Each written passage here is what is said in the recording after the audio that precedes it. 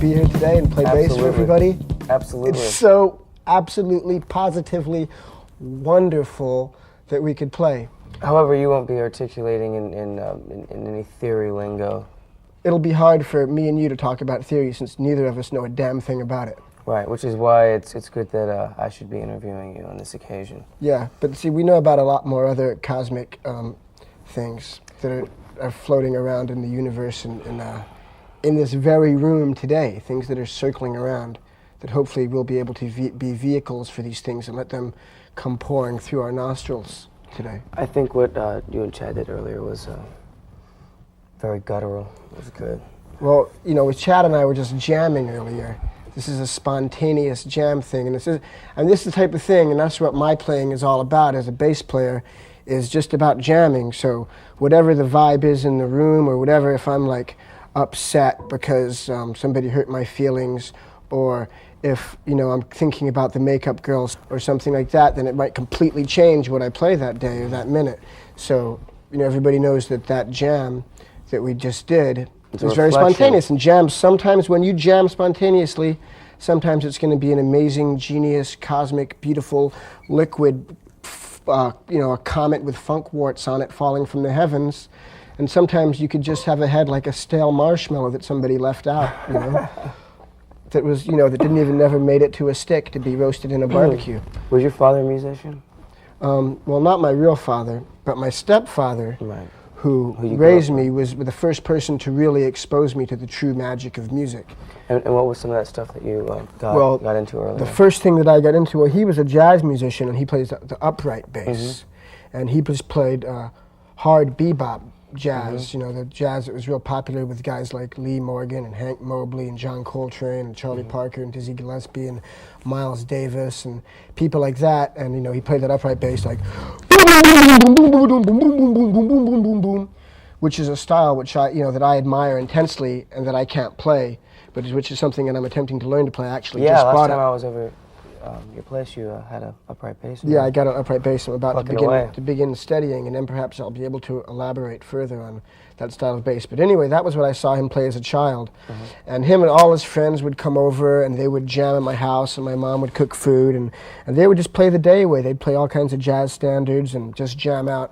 And as a child, my reaction to that was to, you know, roll on the floor in hysterical laughter because it was such a beautiful thing. And I think that was the first time I was really touched spiritually by music, which I'm sure had a great influence on me ending up being what I'm playing, you know, that I'm a musician and everything today.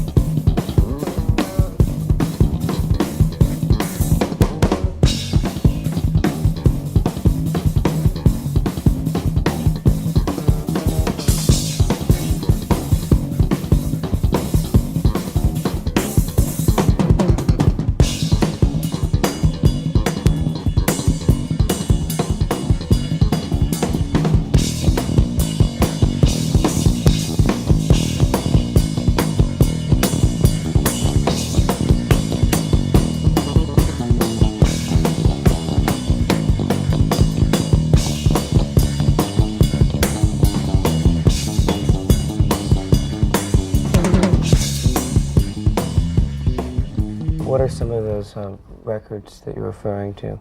The first record that I ever got, which was Louis Armstrong and the Hot Five. And aside from the fact that there was a song on that record called All That Meat and No Potatoes, which I used to just walk around singing all the time when I was a kid, and it went, all that meat and no potatoes, just ain't right like green tomatoes.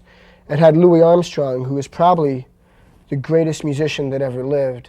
And I remember I have this distinct memory of when I was, when I first started playing the trumpet, before I started playing the bass. And of course I wanted to be as cool as Louis Armstrong, and still my whole life is based on one day perhaps, approaching the level of cool of Louis Armstrong and, aging with grace and dignity like he did. But this old guy said to me, this real old guy, and I was playing the trumpet and I thought I was pretty hot, and he goes, let me tell you one thing. He goes, lots of cats, they play high, they play fast, they play with all kinds of technique. You see these guys, they can play every trick in the book and every lick in the book, but no one ever played music like Louis Armstrong. And he was completely right. And that was, a big important thing for me. And that was the first record I ever had. And then from then on, I just started getting all kinds of records. And in that he's just so absolute.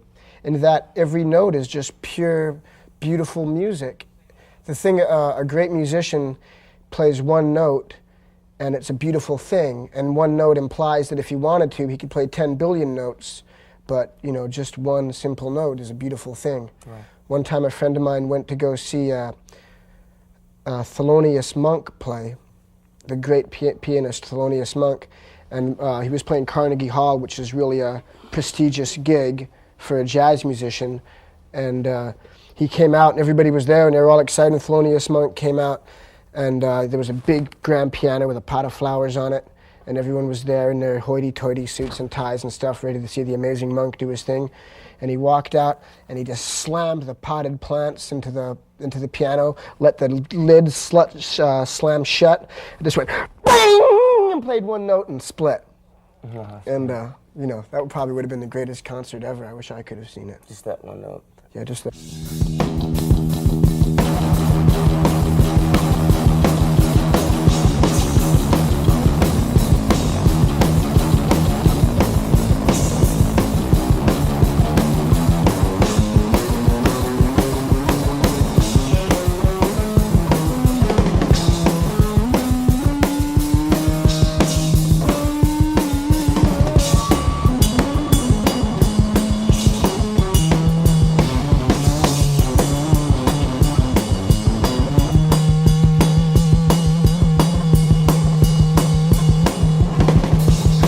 When I was a kid and I had my first bass, I wanted to be like Jaco Pastorius, so I ruined my first bass because I ripped out all the frets somehow and tried to sand it, and I just wrecked like a complete bass, and I didn't have a bass.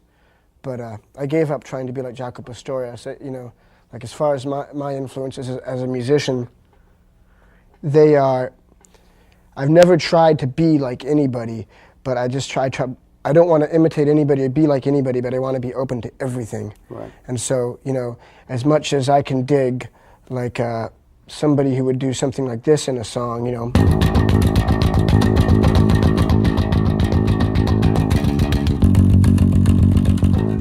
which is the simplest, most Punk amazing rock. thing, punk rock.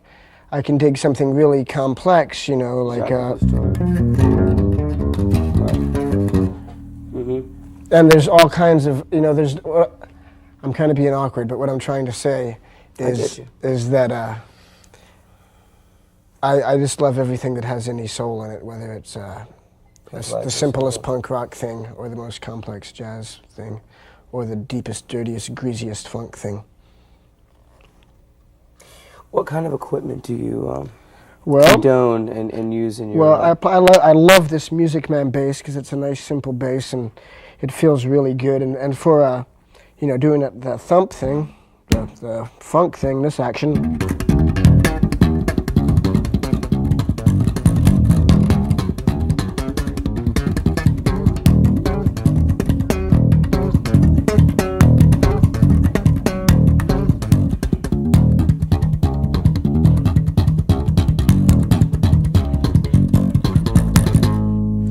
It's really good for that. The Music Man bass is really good for playing that stuff. And this is just a great bass, so I'm very lucky to have it. And plus, not only do I have it, but I got it for free because I'm a big pompous rock star.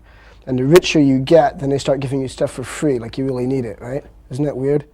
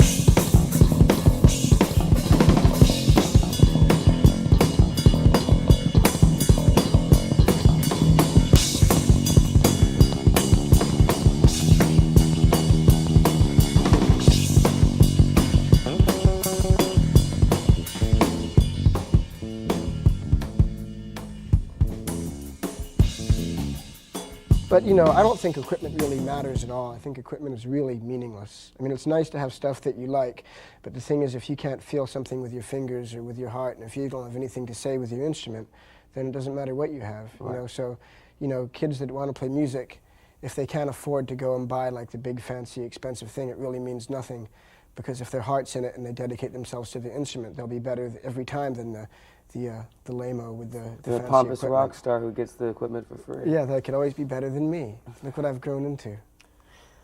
Has anyone ever told you that you sucked?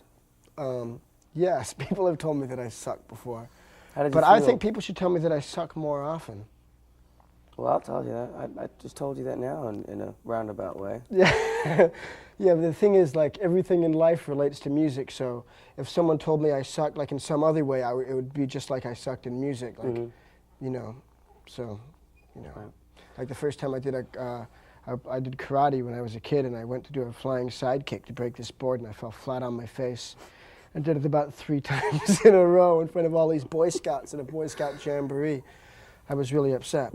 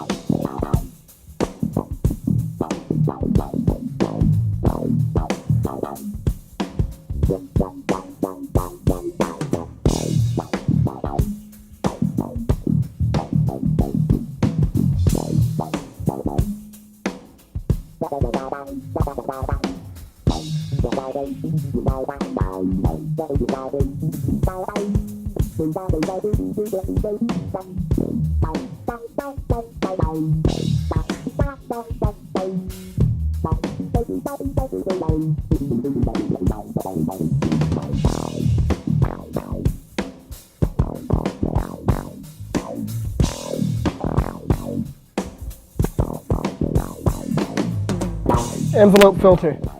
The coolest one was used by Bootsy Collins, and it was called a Mutron.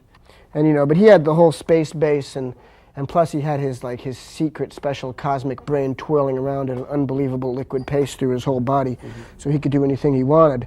But anyway, he used these boxes. I used this envelope filter to try to get that kind of funky sound, so sort of that underwater sound, that funk sound. Didn't you play the Neutron on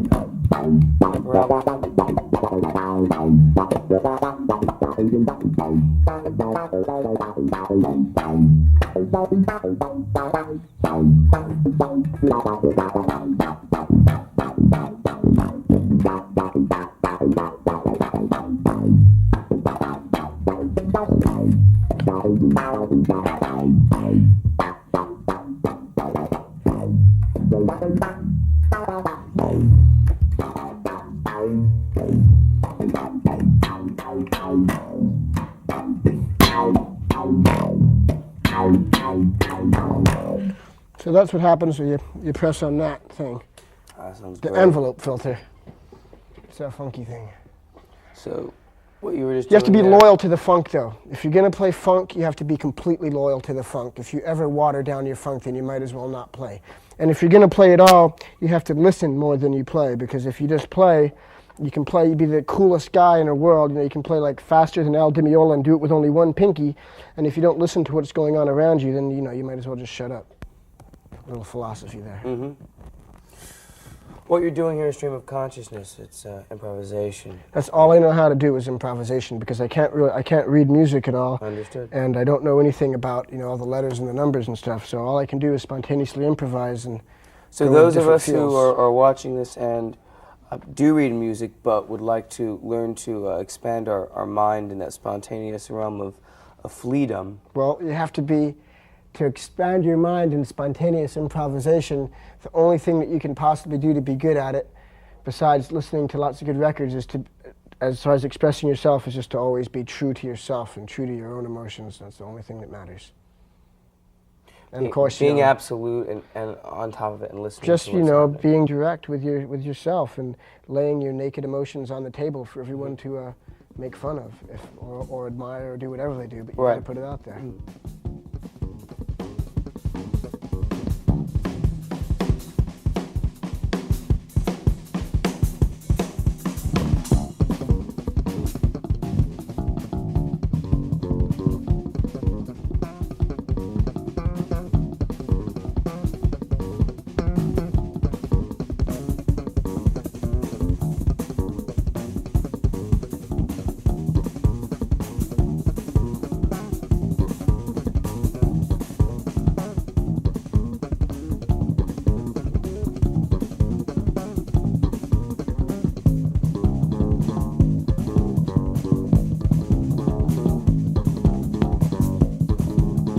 I used to play in this punk rock band called Fear. It was one of the first bands I was ever in, and almost all of the bass lines and all the songs were just complete simple punk rock. You know, it was just all like, you know.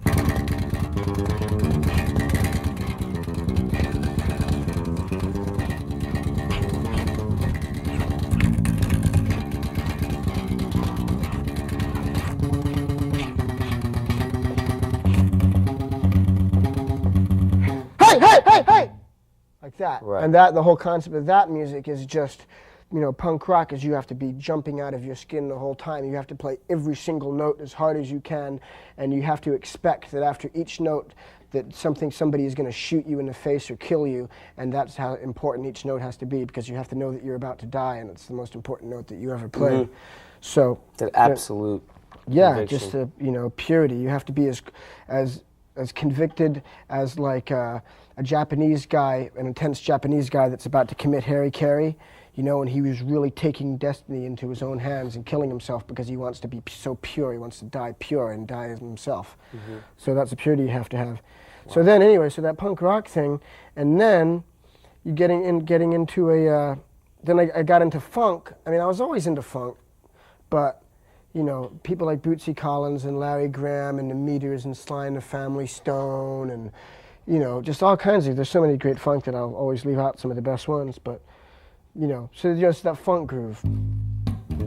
George Clinton? Yeah.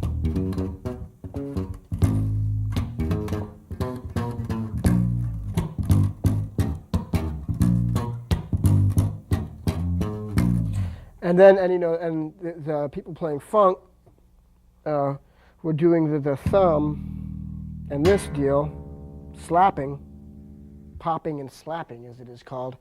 And anyway, so where I kind of put my twist on things, you know, not like in a contrived way of thinking about it or anything, was that I was into both of these things so much that I did my own style of the thing, of, you know, just thumping it and attacking it with, you know, very viciously and with all of my might. And, you know, and lots of Chili Peppers songs, you know, where I did bass lines like that, like on the one Skinny Sweaty Man, or it's like, or Black Eyed Blonde.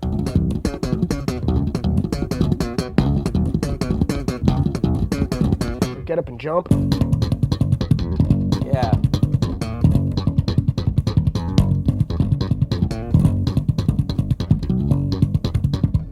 You know, and there's probably a bunch of other ones too.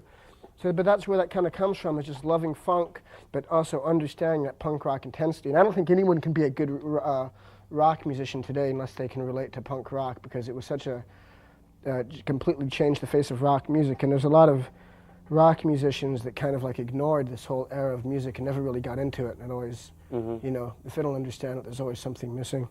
Well, you could tell who those people are. Yeah, should I do one of those bass lines slow, so maybe if someone wanted to figure it out, they could? Yeah, that'd be fun, because I'd like Okay, that. it's nothing special or anything, but it's a cool lick if it's played with conviction and with the right feel. It's just, here's how it is fast.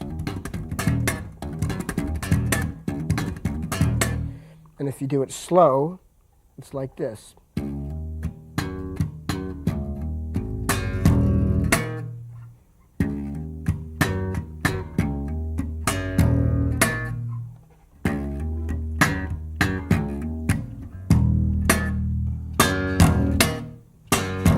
So that's how that goes. And that's the deal with the fast popping thing. What was that last song that you were playing? Get Up and Jump? Yeah, Get Up and Jump. Let's see that slower. Let's hear it fast first.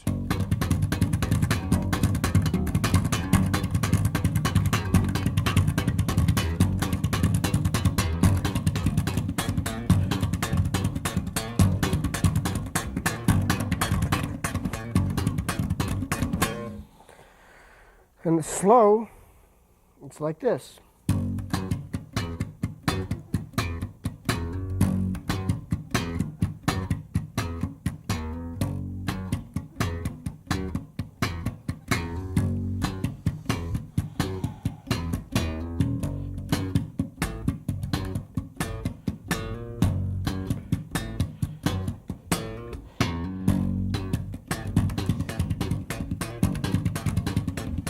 You make it look so easy. I have a question. Here's a good question. Do you write, for instance, that Get Up and Jump, did you write that slow and then No. just sped it up? No, well, I don't actually write anything because I don't do any writing. I just come up with grooves. But no, I just started doing it. I just did it fast, and it sounded good. It's something that me and Hillel used to do, you know, who was such a huge influence on me. Hillel Slovak, who basically gave me my whole insight into the string instrument, playing the bass. He was so important. But I don't know what else to say about the popping and slapping thing, except that, you know, I think that Kim Gordon from Sonic Youth said it best when she said that, you know, there's all these guys in bands now doing this macho bass funk slapping thing, and I don't really like it. And I have to kind of agree with her. I think it's kind of getting played out, you know, and instead of being like an art form, it's kind of becoming a macho jock thing. And, you know, that's pretty an insensitive, lame way to be. You know, Yeah. Not that sports is always about macho jockism, because sports are beautiful art forms, but, you know, as far as the bass playing itself, yeah, it can be a lot Kind of exploited. The main thing to remember is when you're doing this.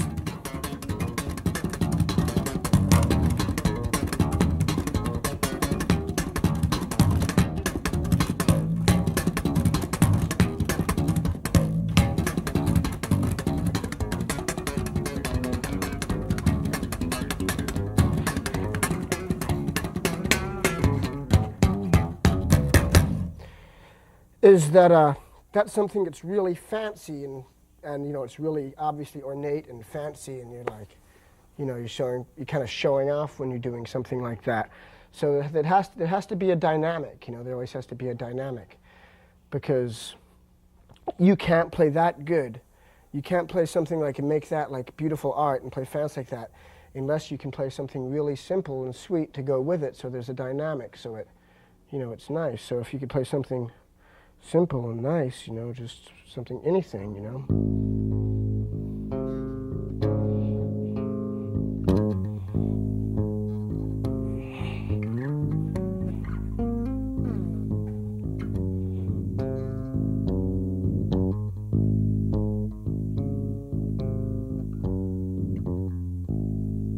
If you can't play something simple and beautiful next to something hard and fast, then neither of them, you know, will ever have the full impact that they should have, and neither of them can ever stand up and be their thing. And so, anyway, to be fancy like that, and to be a bass player, you know, you have to make sure that you're not a victim of a guy who's all flash and no smash. Because to be all flash and no smash is to you know, to not be a good musician.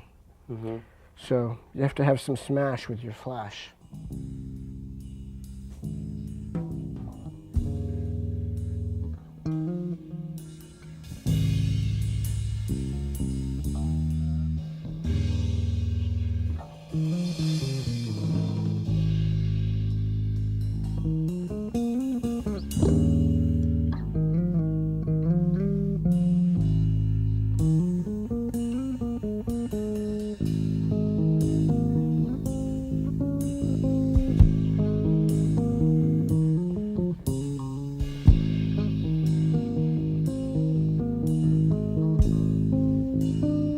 Do a Red Hot Chili Peppers concert, for me, you know, it's such a physical thing. You know, there's so many peaks of physicality where I have to put my whole body and everything into it, and just to do it right anyway.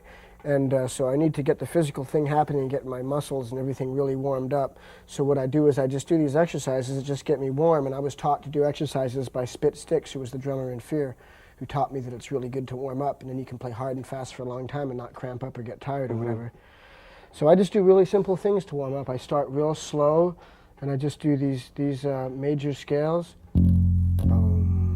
Do, re, mi, fa, sol, la, ti, do. And I just go up the neck doing that. And then I do chromatic ones like this. But I start even slower than I'm going now. I start real slow, you know, just up the neck. You've already done this today? I did it a little bit today before we started, but not a lot, because I'm not really playing a gig or anything. So anyway, so I do that, and then I do a popping thing to warm up, which is how I figured out how to slap and pop. Is the first thing I figured out how to do was to do the E octave like this. Right. That was the first thing I ever figured out, and then I started going.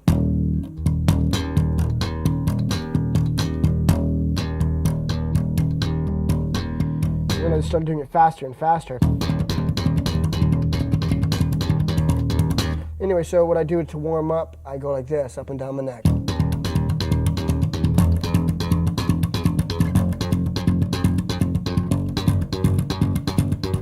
And then I do it like this, you know. I go like wait.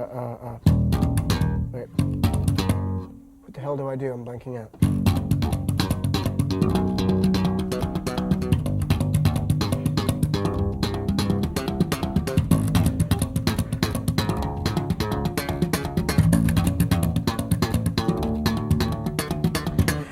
And so I do the warm-ups, you know, and I start playing slow, and I just do it, get harder and harder, and I do it for about 45 minutes.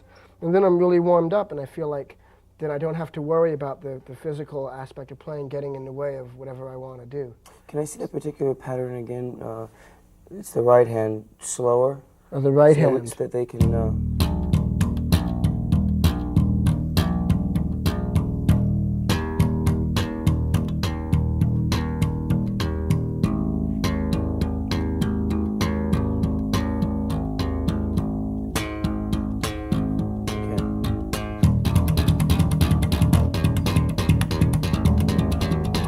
Good luck.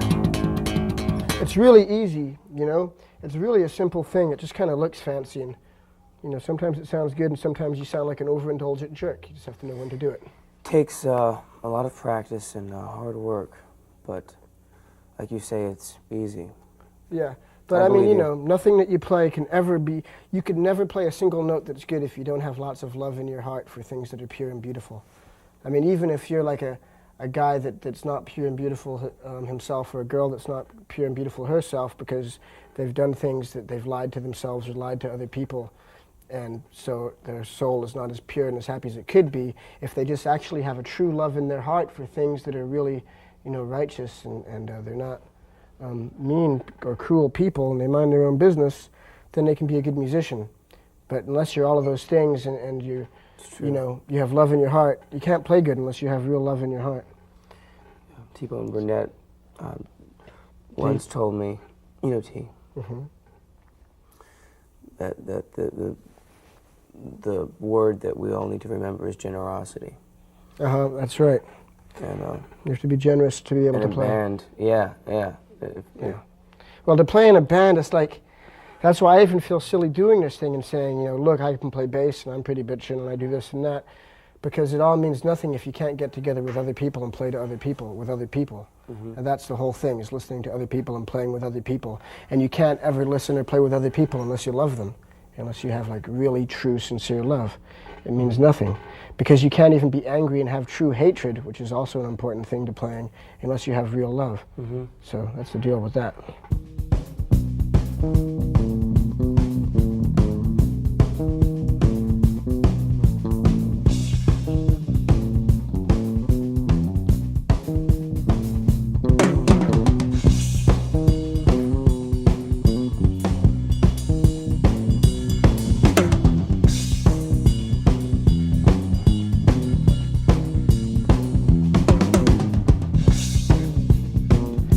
The only time that I ever play with a pick is if I have a pick in my hand. And I don't have one now, so I can't play with one. But if you have a pick, you just go like that. If you have fingers, you go like that. I mean, the only time I ever used a pick was when I was playing in Fear, and they told me I absolutely had to play with a pick. And I had to play all downstrokes and go like this. No You upstrokes. know? No, you weren't allowed to do upstrokes. That was considered wimpy in punk rock. Really? Or in the fear style of punk rock.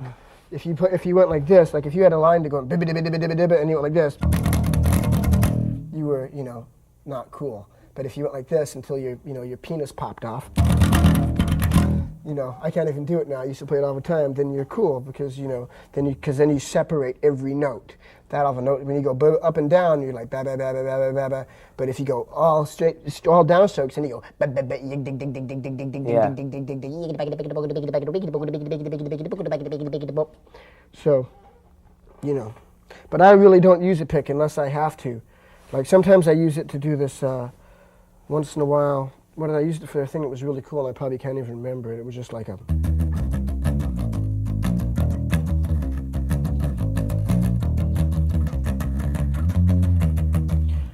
And I can't even remember what it is, and that's probably not it. And I never use a pick anyway, so it doesn't really matter. Okay, I think you can get the same sound as a pick if you just play back here, and...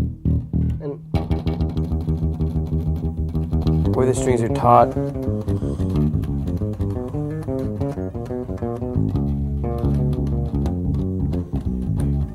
I have to admit, I do like the sound of a good hard pick on a bass every once in a while. So a lot of my favorite bass players use the picks, use picks. I mean, there's certain people, like I think the guy in Fugazi, Joe Lally, who's such a great bass player, he plays these really cool, like big, warm, round-sounding, almost reggae-like bass lines, and he uses a pick, and it sounds cooler than hell. So, it doesn't really matter if you use your picks and your fingers. I mean, if you have something cool to play, then you're going to play it, whether you beat your shoe on the bass or something. Well, guitarists that go to bass have a real hard time getting off the pick. Yeah.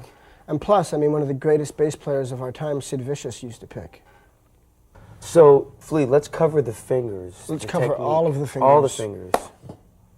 Not just these fingers. Let's start with all the fingers. Okay, well, there's these two fingers, and as we've said before, what we like to do with these two fingers is walk up and down the strings. We alternate the fingers, right, left, right, left. You see, there you go, right, left, right, left, right, left, right, left. Everybody knows that. I mean, if you start playing a bass, you learn that. And then, you start becoming more graceful with it as you go along, and, you just do it.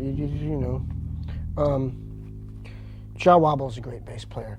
If any kid cares about being a good bass player, he should listen to Jah Wobble, being a good electric bass player. Or she or he. Oh, because there's so many great, one of the biggest influences on me of a bass player, there's a band called Defunct, which was a huge influence on the Red Hot Chili Peppers, on really turning us on to the whole funk thing. And the bass player in that band was a girl named Kim Clark, and she's so great. And of course there's Kim Gordon. I wonder why it is that girls that play bass are called Kim. It must be some sort of cosmic thing. What's the talking head girl's name? And Tina Weymouth, that's right. All those good girl bass players. So the fingers, so there's this one, and...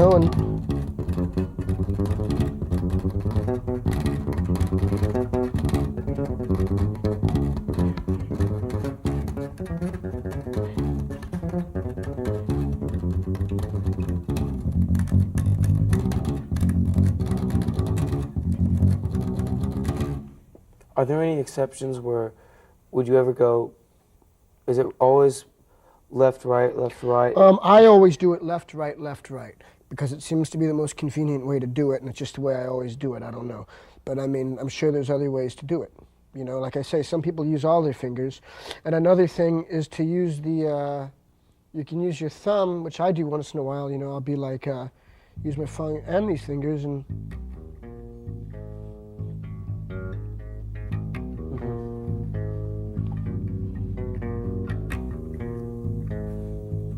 So some people use their pinky too? Probably. Wow. They probably do use their pinky. But some guys are just so slick when they use all three fingers, and they can just go whenever they want. Those crazy guys. Fishbone? Norwood? I heard the greatest Norwood bass lines the other day on the new Fishbone album that they haven't made yet. Norwood's such a great bass player. But, and okay, so the plucking thing, and also, you can use it like kind of, I think it's called arpeggiating if you play, like that, and...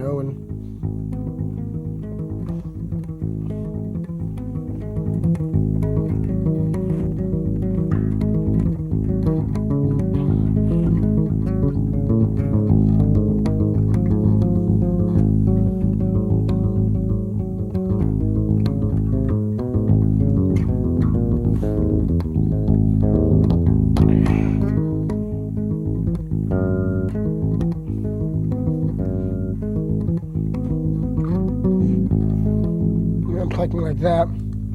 And there was another thing I was thinking, to do with fingers that I do sometimes is I, use both fingers and hit 2 strings at the same time, like that. Here I'm hitting the D string and a G string at the same time. And then if I go like that, then I could go.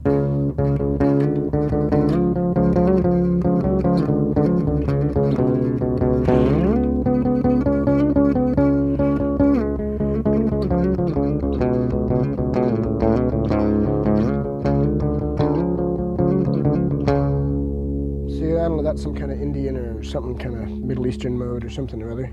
But, I'm just hitting 2 strings there and using the open string. And using the open string is always nice, if you're playing, like I think earlier when me and Chad were jamming, I was doing something like using the D open string, like I was playing this fast popping thing in D, like something like that. And if you hit, and so you know that I'm playing in the key of D, so that whole D open string, you can always kind of slip it in there and just, pull off the open string like.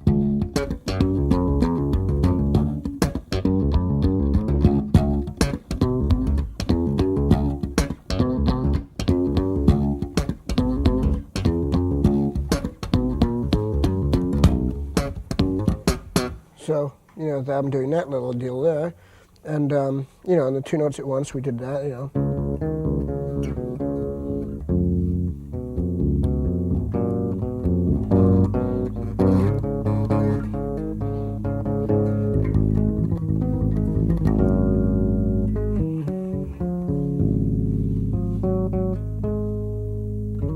Feels good.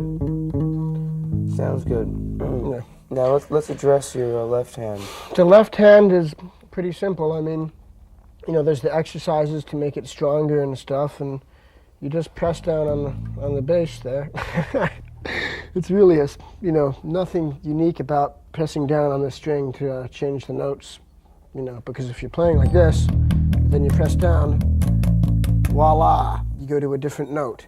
So, and then it just boils down to what's eking out of your soul for what notes you're gonna play when you press down there. And right now, at this very moment, I can't think of a single cool thing to play, but that could change in a matter of seconds. But when it does, I'll play something. Okay. The fingers, is there any other aspects of the fingers? There's something I also like to do with my thumb sometimes is, I'll be playing with a,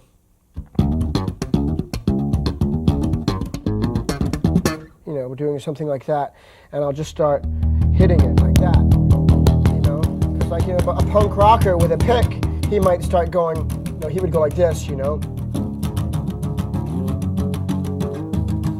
Right. And I'll just start going.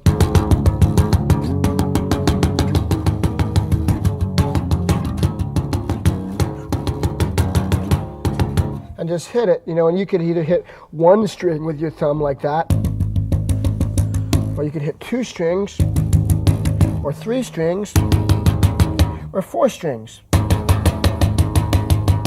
But so, that's another way you can just hit it, or you can even just hit it with your hand, Right. The attack then is really on the release. It's about, you won't get that sound out until it's the release. Yeah, well, you got to hit it, and you just got to hit it. I mean, if you just keep your hand there, then you're going to be really crazy, and you're going to go. Exactly. But that's a great sound in itself. It is indeed. I could sit there all day and just go like this.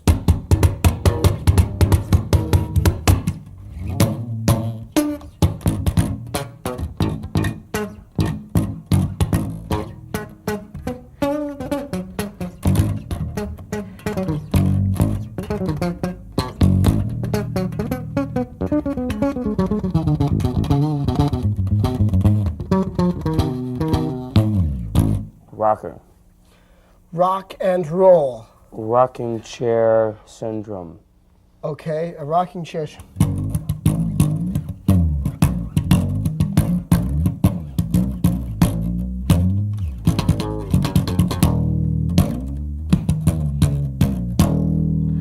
Dump truck driving down a road, loses brakes, goes off the cliff.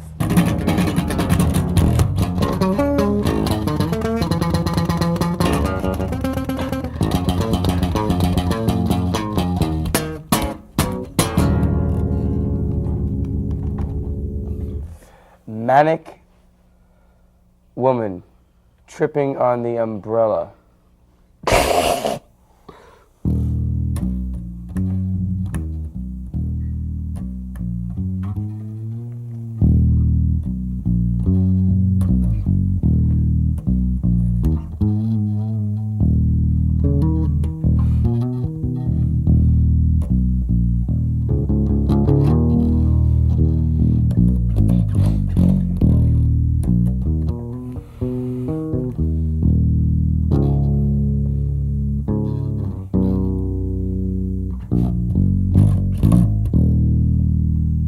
Last part there was the fall.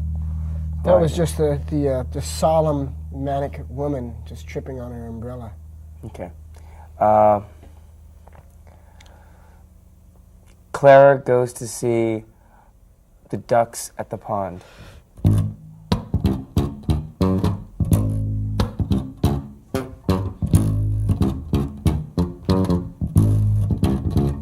She joins in and swims along. There's Clara swimming. I can see her now. With her floaties. Yeah, with her floaties on her arms.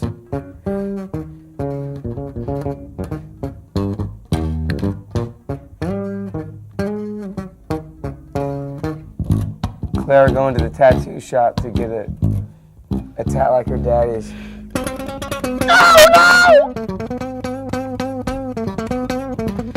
She wouldn't go. She doesn't want one. Too young. Yeah. But you want a tattoo of fashioned after one of her drawings. Yeah, because she's such a great artist. If I could ever approach... See, little kids, I just love little kids, and little kids are the best musicians and the best dancers and the best writers, performers, drawers, because, you know, they're not thinking about worrying about what anyone's going to think about it. They're just going straight for the expression. So, you know, the best thing a musician can be is a little kid.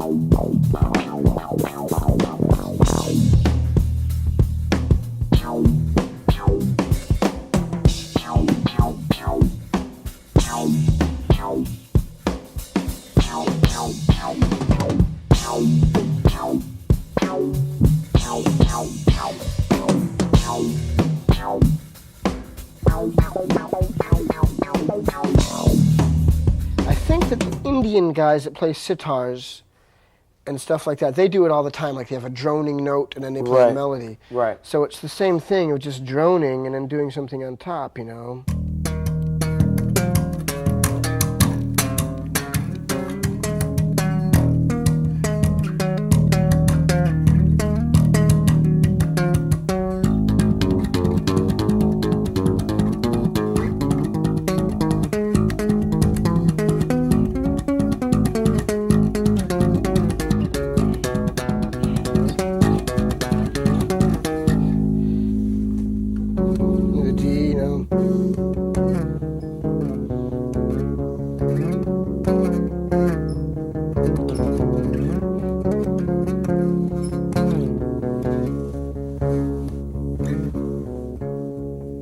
Like that.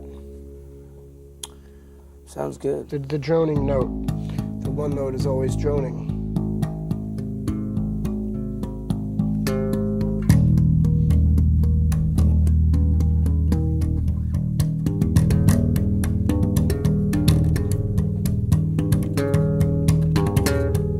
Cool.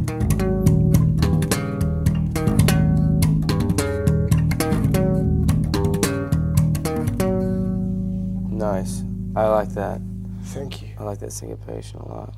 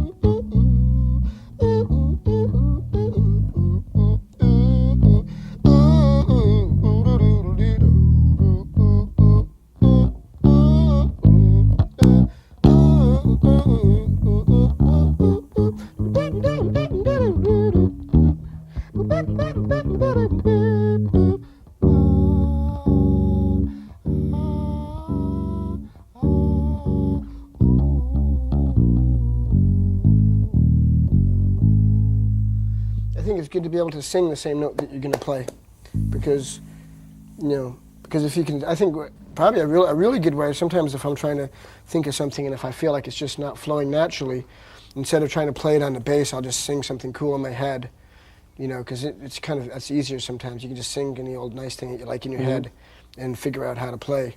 That's just like learning something off a record or something if it's already there sitting in your head for you to copy. Mm-hmm.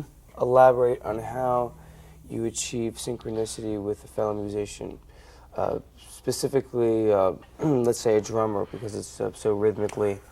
Well, I mean, first based. you just have to, for me to play with a drummer, I have to just listen to the guy and instead of like the best way to come into a jam with any other musician, but in this case we're talking about a drummer, is not coming in with, unless it's a situation where you have something written and you want him to play it. If you're going to jam, which is what I usually do when I play, unless I'm doing a show and playing songs that are pre-programmed, with room for improvisation in them, the main thing is just not to come in with an attitude of you already know what you're going to do. You have to come in and be open and listen to what's happening in order to fully, create the telepathy that you need to have with another musician in order to improvise with him. And if you're me and you're jamming like me, that if you were me, you're pretty ignorant about a lot of things about music and you don't know a lot about chord changes and stuff like that. So you just kind of jam on modally and you just do what you can, and I think because of, like, for me, jamming out, because of my ignorance of a lot of things about music, there's other things that I do, which have made me what I am. Like, it's like if you chop off somebody's leg, the rest of their body gets stronger. So there's certain things that make people, that make me good at certain things that I do, that make people like me, and so I guess that's good. I mean, anything is good if you do it with commitment. But the more, I'm just saying, because I know so little about techno things in theory, it doesn't mean that that's a good thing. It means that I make the best with what I got and I jam with what I've got. But if I knew more about technical things in theory, then I would just have more options with which to express myself. So I don't want anyone to think that I'm like saying it's great to be an ignoramus. I'm just saying that that's what I am. So I just do my very best with what I've got. And you've done that too. Yeah, but I would love to learn, other things about music. So well, I that's could do where other I'm at things. right now musically too. I just want to understand the universal language, It's Yeah. like math can articulate. Yeah, so the you can. scientific world. And, Exactly. It's a language. Exactly. And I say, above all, just don't be lame. Be true and don't be lame. Be true to yourself and never listen to it. If someone says something to you and, if you don't think that it's right and you don't think it's cool, then just don't deal with it. Just be true to yourself and just play what you like, the best that you can, and just be yourself as hard as you can and do what you do as best as you can do it. Where you want to be pretty and pink like a soft rose growing in the springtime, then be that, as pretty and as beautiful and as slippery as you can. And if you want to just be like the biggest, ugliest monster that scares everybody away, do that as best as you can. If you want to be a clown in the circus, be a clown in the circus. If you want to be an upright golden statue of liberty, then be an upright golden statue of liberty. But just do whatever it is that you do and be true to yourself and be yourself and just play your hardest and your best and always just play every note like it's your last, is what I have to say. And just really care. And if you really care, then you'll get somewhere.